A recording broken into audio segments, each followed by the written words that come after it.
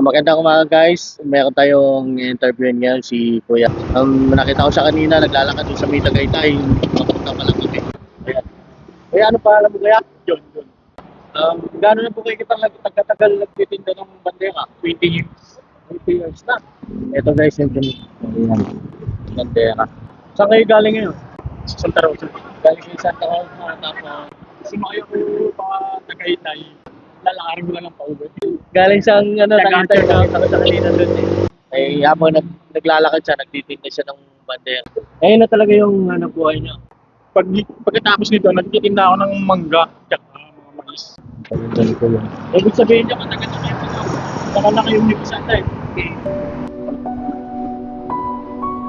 20 years ang nagtitinda na. Anong mga hadlang sa iyo para makapagpatuloy sa pagtitinda? Yung mga ano lang yung minsan binabawal. Nakakaabala sa traffic. Oo. Actually ako, vendors din ako eh. Nasubukan ko na din mapalis din sa pinagtitinda. Kaya in-interview ko si Kuya kasi napanga ako sa kanya kasi magal. Kasi pag si Kuya, pero yun naglakad siya galing Graduation nga nung anak ko eh. Wala ako. sa ng kanyang anak. Pero nagtitinda pa rin siya. Sipag na yung Kuya. Kaya dapat unahan na lumalaban sila ng patas. Sipag lang. Anong may papayo mo sa mga ating nanonood na pinanghihinaan ng loob na magnegosyo? Tiga-tiyaga lang. Tsaka tumawag tayo sa itaas. Huwag natin kalimutan. Dalangin lang sa tiwala sa Panginoon. Kung saan ba't makakaraos din ginawa mo.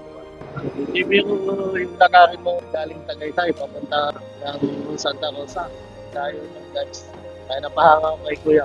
Actually, napabili na rin ako ng yun, napabili na rin ako ng bandera niya. Bilang Pilipino, meron din akong karapatang kay Pilipinas. Kaya sisigaw ko sa buong mundo ang bandera na to. Itong bandera na to, i-display ko sa país na malaya tayo mga Pilipino. Malaya tayo magawa natin yung ating kagustuhan. Kaya katulad ni Kuya, malaya siyang nakakapagnegosyo. Hindi at lang yung kahirapan para tayo magtagumpay sa buhay. Kaya, yan na ba yung mga anak mo ya? Dalawa po. Dalawa. Yung bunso, graduation mamaya. Tapos, yung panganay ko, siya naman ng klase sa Kalawang. Kaya nagsisipag kayo. Bakit nung nagkikwento kayo tungkol sa nabanggit ko kanina, kapit lang tayo sa Panginoon? Parang naman ko yung emotional na. Lagi po kong tumatawag sa kanya. Araw-araw. Okay. Katulad ng ano ba panalangin mo sa Panginoon? Gumanga ng buhay. Share ko lang sa'yo. Kagising mo sa umaga, ngayon ang pinakamagandang blessings na natanggap. Ganun ako. Pagkagising sa umaga, nagtithank you ko na sa Panginoon kasi nakakahinga pa tayo magagawa natin yung mga bagay na gusto natin. Maraming na gusto natin sa But guys, kaya pag nakita nyo si Kuya, bili na kayo ng kanyang paninda. Pag mangga man yan o kahit ano, bandera man yan, ayan, tulungan din natin si Kuya. Kahit pa paano, matulungan din natin siya. Graduation bukas ng ano niya? Ngayon po. Ay, graduation na ang bulso nyo. Daycare. Kaya may pangregalo na kayo sa kanya. Iniwanan ko sa bahay ng paboritong laruan. Oo. So, ngayon, bibigyan ko kayo ng pambili ng kanyang, kayo nang bahalang magbigay sa kanya ng kanyang regalo. Yan. Maraming salamat po. You're welcome. Binigay ko yan sa'yo kasi deserve mo naman yan eh. Bilang tulong na rin.